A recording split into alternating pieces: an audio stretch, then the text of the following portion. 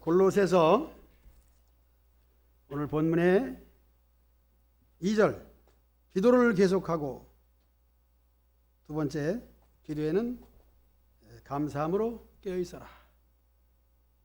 마지막으로 우리를 위하여 기도하라. 이 세 가지 주제로서 총 제목 주보에 있는 거 같이 읽어봅시다. 시작. 아멘. 그러면 4장 2절만 다시 한번 우리 봉독하겠습니다. 시작. 기도를 계속하고 기도에 감사함으로 깨어있어라. 기도, 오늘 제목은 기도입니다. 기도는 성도의 깨어있음을 보여주는 것이고 나타내는 것입니다. 바울은 골로새 교인들에게 이 기도 생활을 권면하고 있습니다. 그런데 계속하라. 이는 하고 있던 것을 쉬지 말고 기도하라. 그래서 바울도 고린도 교회에게 기도에 대해서는 쉬지 말고 기도하라. 감사는 어떻게 했어요? 범사에 감사하라.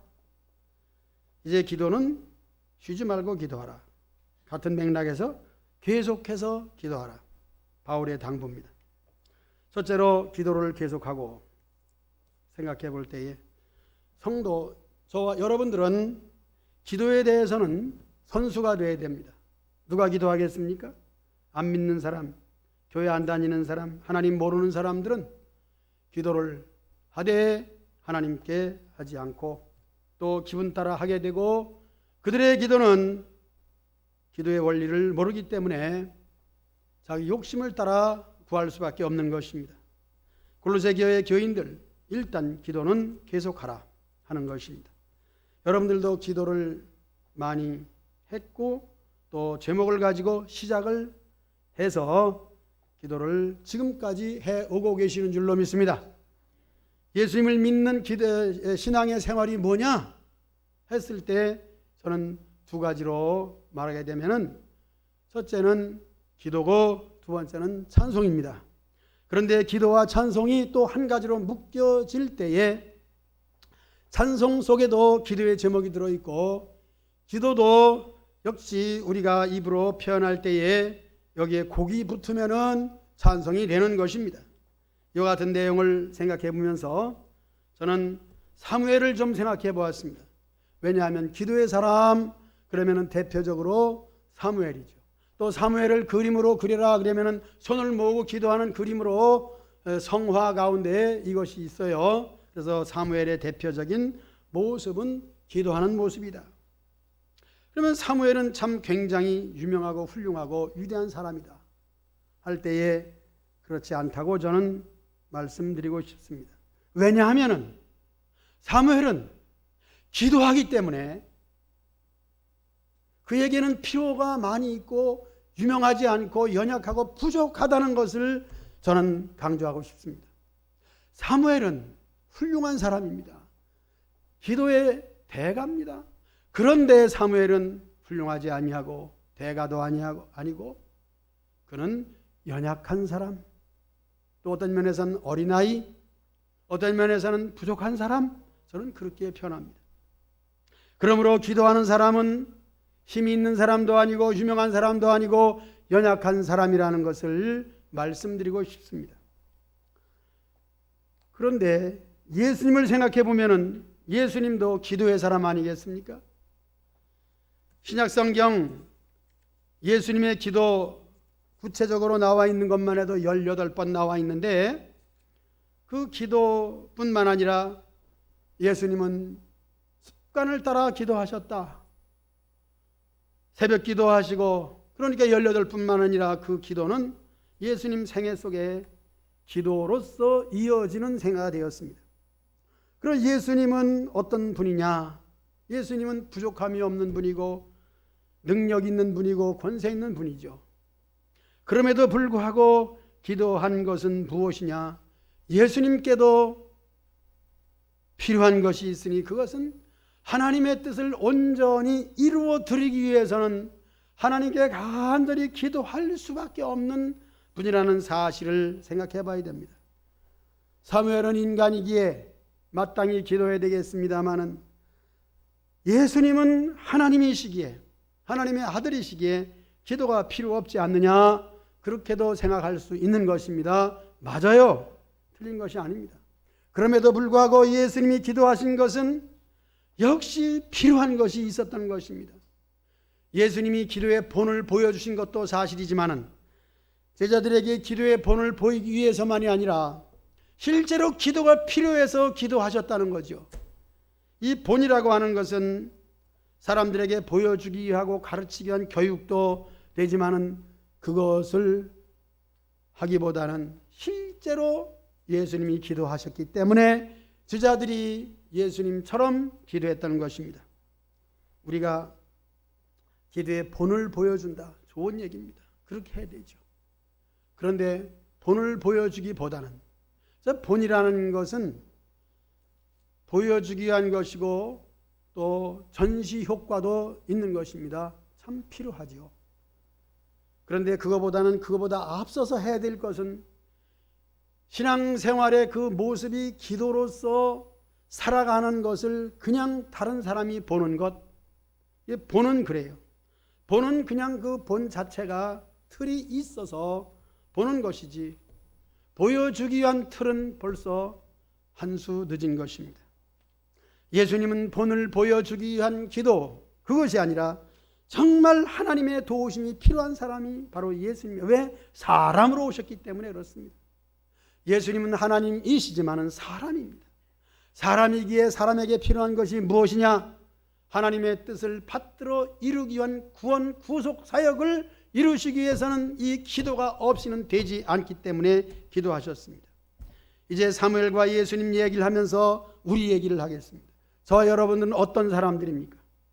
사무엘처럼 사람이요, 그러나 예수님처럼 하나님의 아들은 아닙니다.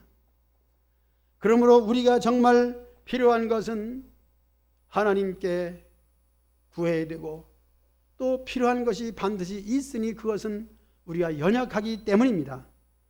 우리는 부족하기 때문입니다. 그러므로 다시 본문에 돌아가서 바울은 성도들에게 기도를 계속하라 이렇게 하신 말씀을 생각하면서, 또 지금 우리 성경은 개역 개정 성경이라고 부르고 개역 개정 이전의 성경을 개역 성경이라고 하는데 거기에는 기도에 항상 힘쓰고 그렇게 되어 있습니다.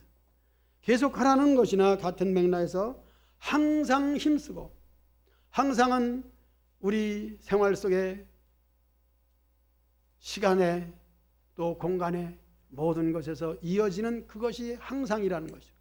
항상 힘쓰고 기도 자체를 계속하라는 것입니다.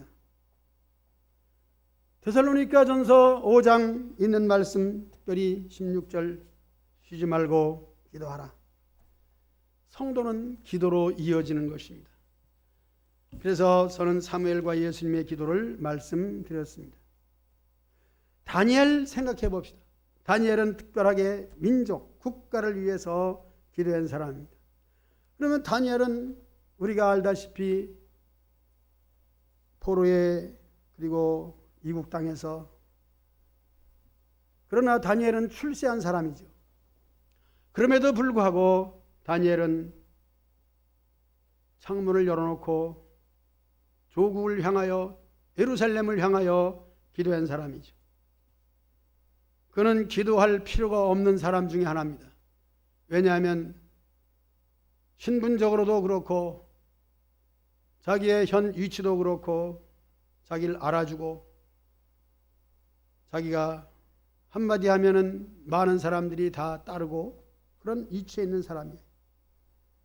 그럼에도 불구하고 다니엘이 기도하는 것은 내가 하나님께 기도함으로 현재 위치에 와 있기 때문에 나의 신변 알아줄 수 있고, 국가에서도 즉 포로의 몸이지만은 그곳에서 바벨론 땅에서도 온 세계를 호령하는 나라에서도 내가 이만큼 올라오게 된 것은 기도함으로 하나님의 은혜로 되었다는 것이죠.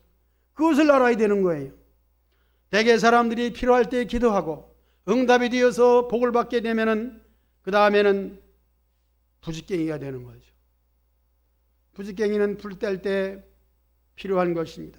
그러나 불을 다 떼고 나면은 부지깽이가 필요 없기 때문에 집어 던지는 거죠. 우리가 기도로서 이만큼 올라왔다면은, 기도로서 신앙을 유지할 뿐 아니라 복을 받았다면은, 우리를 복받게 한 것은 기도입니다. 기도는 하나님과 연결되는 줄이요 하나님의 복을 끌어내릴 수 있는 아주 귀한 도구가 되는 것입니다. 그러므로 부지깽이처럼 던져버릴 것이 아니라 계속 기도를 붙들고 그 기도로 인해서 복을 유지해야 되는 것입니다. 그것이 지혜예요. 그러므로 기도하는 사람들은 지혜로운 사람입니다. 기도 안 하는 사람은 미련한 사람이죠. 그러나 기도 안 하는 사람이 보기에는 기도하는 사람을 미련하게 볼 수밖에 없는 것입니다. 그러나 세상 사람들의 미련하게 보이는 이 미련이 우리에게는 하나님의 큰 능력인 줄로 믿습니다. 그러므로 우리는 기도를 쉴 수 없는 것입니다. 기도를 쉬지 않는다는 것, 계속하여 기도한다는 것은, 기도 시간을 정해놓고 하는 것도 중요하지만 우리 일생에 걸어다니면서도 그 마음속의 간구가 늘 하나님을 향하여 올라가고, 그래서 걸어가든지 뛰어가든지 일을 하든지 잠을 자든지 무엇을 하든지 시간 순간 우리에게는 기도를 계속 하고 있는 그 마음 자세가 돼야 되는 줄로 믿습니다. 여러분들의 삶 속의 생활 속에서, 그래서 먹든지 마시든지 무엇을 하든지 다 하나님께 영광을 돌리려 하는 것도 기도라는 것입니다. 바로 그것을 말하는 것입니다. 기도의 사람들을 몇 사람 예를 들었습니다만 그 모든 사람들은 사실상 정말 겸손한 사람들이에요. 왜냐하면 자신의 무능을 알고 나는 할 수 없음을 알고 하나님을 의지하는 것이죠. 기도할 수밖에 없는 존재라는 것을 아는 사람들이에요. 기도의 제목이 있음에도 불구하고 기도를 안 한다면 그것은 엄청난 교만입니다. 하나님은 교만한 자를 물리치고 겸손한 자에게 은혜를 베푼다 했습니다. 정말 겸손한 것은 무엇입니까? 나의 무능을 알고 내가 할 수 없음을 알고 하나님을 의지하여 기도하는 것이니 그것이 겸손이요. 겸손한 자는 하나님께서 은혜를 베푸시는 겁니다. 하나님은 은혜를 가지고 계시다가 누구에게 줍니까? 교만한 자에게는 줄 수 없는 것이고, 주어봤자 그 은혜를 짓밟아 버리기 때문에 주질 않습니다. 그래서 돼지에게 진주를 던지지 말라 하는 우리의 일반적 속담도 생각해 본다면, 은혜가 귀한 것이기 때문에, 진주와 같은 것이기 때문에 결코 돼지에게는 던지질 않습니다. 던져도 돼지는 진주를 짓밟고 마는 것이죠. 그에게 필요한 것이 있다면 그냥 당장 먹을 수 있는 꿀꿀이 죽이죠. 그래서 죽은 꿀꿀인데, 꿀꿀이는 돼지를 말하는 것입니다. 오늘 성도들은 꿀꿀이가 아닙니다. 결코 보석 같은 존재입니다. 그렇기 때문에 보석 같은 하나님의 은혜를 간절히 구하고 바라며 그것이 임할 때 감사하는 것인데, 감사는 이제 두 번째 대지로 들어가서 말씀을 드리겠습니다. 자, 두 번째, 그것은 2절 그 자체에 다 들어있습니다. 다시 한번 읽어봅시다. 2절 시작. 예, 노래 하나 하겠습니다. 오늘 집을 나서기 전 기도했나요? 이제 설교 후에 나올 찬송인데 또 한번 하겠습니다. 1절만 하겠습니다.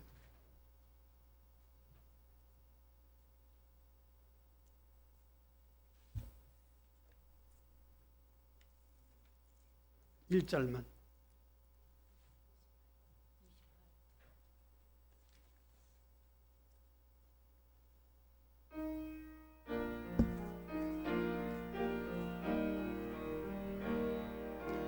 오늘 집을 나서기 전 기도했나요? 오늘 받을 은총이 헛소했나요? 기도는 우리의 헌신, 빛으로 인도하리. 앞이 깜깜할 때 기도하지 마세요. 이렇게 기도하는 사람은 그 속에 감사가 나오게 되어 있습니다. 그것은 기도하는 그 마음을 가지고 항상 언제나 기도할 때에 하나님께서 그 마음을 감동하시고 은혜를 주시는데 그 은혜의 증거는 감사예요. 은혜 받은 사람의 증거는 뭐냐? 감사입니다. 예수님을 믿는 사람의 증거도 그렇지만은 은혜를 받은 사람의 감사는 입으로 표현하되 마음 중심에 있는 것을 하나님께 올려드리는 것입니다. 우리가 하나님께 올려드릴 것이 뭐겠어요? 물론 기도죠. 그러나 기도 속에 감사가 들어있는 것을 올려드리는 것입니다. 그래서 기도에 감사함으로 그 다음에 보면은 깨어 있으라 그렇게 되어 있습니다. 오늘 말씀의 제목이 뭐예요? 깨어 있으라. 그렇습니다. 기도하는 사람의 그 모습 자체가 깨어 있는 겁니다. 자, 깨어 있다의 반대는 자고 있다 그렇게 말할 수 있지 않습니까? 잔다는 것의 실제적인 표현은 죽었다는 것입니다. 깨어 있다는 것은 살아 있다는 것입니다. 그러면 생사를 말하는 것입니다. 깨어 있다, 살아 있는 것입니다. 이 기도를 계속하되 거기에서 감사함으로 깨어 있을 때 살아있는 신자입니다. 생명 있는 것을 말하는 것입니다. 요즘에는 더욱이 생명의 존엄성을 알게 되는 것입니다. 죽음과 살아있음에 대한 것, 생명이 있음, 오늘 내가 살아있는가? 육신이 숨쉬고 육신이 활동하는 것은 아직 살아있다는 것이죠. 그런데 신앙이 살아있다, 하나님과의 관계가 분명히 맺어져 있고 계속 이어져 있다 하는 것은 바로 감사의 마음입니다. 감사가 있느냐? 목회자 얘기를 하면 성도들에게는 죄송하지만 저는 목회자의 세계 속에서 목사님들과의 많은 이런 교제를 하고 있는데 정말 기도를 많이 한다는 그런 분이 하나 있었습니다. 항상 기도원회가 있어요. 그래서 지금도 기도원회가 있다고 그래요. 그런데 그 분의 중심에는 참 죄송한 얘기지만은 원한이 맺혀 있는 게 하나 있어요. 그게 사라지질 않아요. 참 안타까워요. 그럼 우리 성도들은 어떠냐? 성도들도 똑같은 사람이기에 마찬가지입니다. 신앙은 기도로 이어진다. 거기에 감사가 빠지면은 원수가 있게 됩니다. 원수에 대한 얘기를 많이 한 적이 있습니다만은 그것은 인간관계 속에서 나에게 손해를 끼친 사람, 그 사람은 언제나 원수죠. 그 사람만 보면 기분이 나빠. 그런 거를 포함해서 성도들을 얘기하기 전에 목사님 세계에도 그런 것이 있으니 여러분들에게는 이 말이 본이 되지 아니하고 드러나서 침뱉기가 되지만은 말씀드리는 이유는 그러하기 때문에 우리 속에 넣어 있는 이 모든 원한이라고 하면 좀 큰 제목이 되는데 그런 것까지도 다 없애버려야 됩니다. 그것이 없이는 평안이 없습니다. 즉 감사를 얘기하는 것인데 이 감사라고 하는 것, 직설적으로 얘기하면은 나에게 사업이 잘 되고 돈이 잘 벌어지고 사람이 나에게 대접해주고 잘해줘야 기분 좋고, 그렇지 아니하면 기분 나쁜 거 바로 그겁니다. 기분을 얘기하죠. 기분이라는 것은 사실은 바람과 같은 게 기분이에요. 기분 자체가 그렇잖아요. 기분은 바람이에요. 바람. 이것이 참 우리에게 꼭 필요한 것이고 있는 것이고 표현하는 것인데, 기분 나빠. 실제는 그게 아닌데 실제 속에 있는 그것을 알지 못할 때 기분 따라 사는 거죠. 뭐 바람 따라 물결 치는 대로 살아간다. 뭐 좋은 점도 있습니다. 그런데 하나님의 원리, 하나님의 진리, 하나님의 생명, 그것은 하나님은 사랑이시라. 그 하나님의 사랑을 받은, 그 사랑을 받았다는 것은 죄 용서입니다. 그리고 구원이라는 것입니다. 내가 구원받고 죄 용서를 받았다면 이 세상 모든 사람들은 원수가 없는 거예요. 이 말씀을 드리는 것은 하나님께 대하여 감사를 말하는 것입니다. 그래서 기도로 깨어있는 사람, 쉬지 않고 계속 기도하는 사람은 하나님으로부터 은혜를 받고, 은혜를 받으면 세상의 모든 것들이 다 사라져버려요. 자, 사라져버리는 것은 원한, 미움, 시기, 질투가 사라지는 거예요. 그것이 사라질 때 그 마음속으로부터 감사가 나오는 겁니다. 그러면 감사는 용서가 되고, 감사는 기쁨으로 바꿔지는 것입니다. 바울이 그렇게 말하는 것은 바울이 현재 억울하게 잡혀서 옥에 갇혀 있는 겁니다. 골로새서는 옥중서신이에요. 그리고 성도들에게 이 편지를 쓸 때에 너희가 기도한다면은 첫째 하나님께 진정한 감사를 올려라. 그리고 감사는 옆으로 형제 자매들과도 역시 감사가 돼야 된다 하는 것을 가르치고 있는 것입니다. 특히 기도할 때 우리는 내게는 없으나 하나님께 있는 그 부요를 원하는 것이 기도죠. 그래서 야고보서에서는 그렇게 말합니다. 너희가 지혜가 부족하면은 후히 주시고 꾸짖지 아니하시는 하나님께 지혜를 달라고 간구하라고 말씀하고 있습니다. 우리에게는 부족한 것이 너무 많습니다. 그 부족한 것, 그것을 구체적으로 말하자면은 돈이겠죠. 항상 돈이 부족한 것 같아요. 그런데 기도하고 감사하는 사람은 돈이 부족하지 않습니다. 하나님이 말씀합니다. 금도 내 것이요 은도 내 것이라. 재물에 대해서도 그렇습니다. 하나님께 나올 때는 왜 그렇게 부족하게 여겨지는지, 그래서 천산의 수양이 다 내 것이다. 그 당시에는 하나님께 꼭 양을 가지고 나가야 돼. 그것은 속죄를 말하는 것이고 원리를 여러분들에게 말씀드리는 것이 아니라 하나님께는 모든 것이 있다. 그래서 금도 내 것이요 은도 내 것이다. 산에 있는 모든 짐승들이 내 것이다.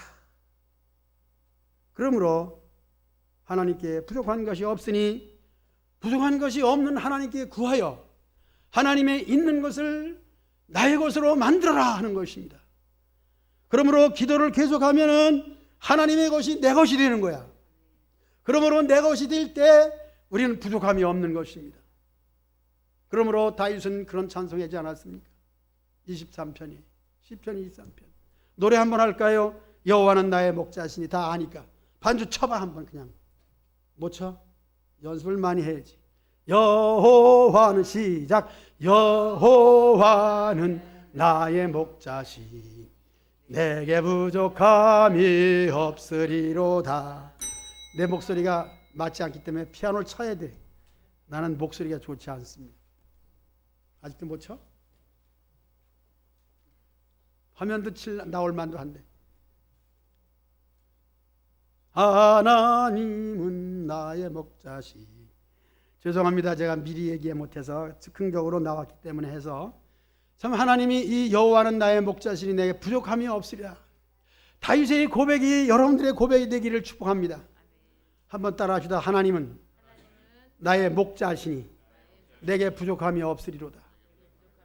기도하면 하나님이 나의 목자라는 것이 딱 떠오르게 되고 그분이 나를 지켜주신다는 것이 떠오르게 되고 그렇기 때문에 우리 속에서는 감사가 나오는 겁니다. 이 감사의 마음, 우리에게는 부족함이 없습니다. 특별하게 여러분들의 위치는 어떤 분은 어머니의 위치에 있습니다. 어떤 분은 아버지의 위치에 있습니다. 그래서 어머니라는 것은 그 자녀를 위하여, 아버지라는 것도 그 가족을 위하여 내가 부양할 의미가 있다 할 때에 기도 아니할 수가 없는 겁니다. 왜 그렇습니까? 자녀들은 내 뱃속에서 나왔지만은 어머니의 심정으로 볼 때에 내 마음대로 되지 않아요. 그러므로 하나님은 나의 목자시니 내가 낳은 자식이 잘 돼야 되니까 그저 기도가 속에서 언제나 입술에서 기도가 끊이지 않는 거예요. 그리고 다윗의 고백처럼 기도하게 되면 하나님은 나의 목자시니 내게 부족함이 없으리로다. 감사가 나오는 줄로 믿습니다. 가정을 부양할 아버지의 입장에서 가족들을 위하여 장래 일까지 포함해서 기도하게 될 때 암만 내가 노력하고 힘써도 그 모든 일들을 다 감당할 수 없을 때 하나님을 의지할 수밖에 없으니 하나님은 나의 목자시니 내가 부족함이 없으리로다 하는 이 노래가 나오게 되는 것도 신자의 특징인 줄로 믿습니다. 화면 나왔으니까 한번 노래합시다. 한번 1절